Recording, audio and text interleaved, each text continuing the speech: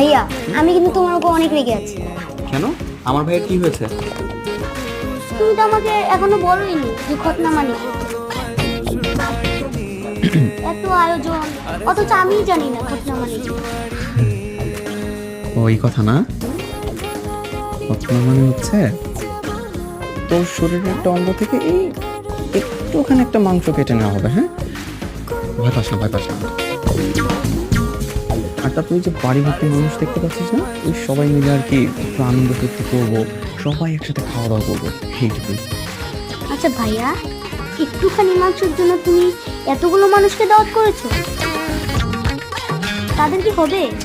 ভাই শোন শোন শোন।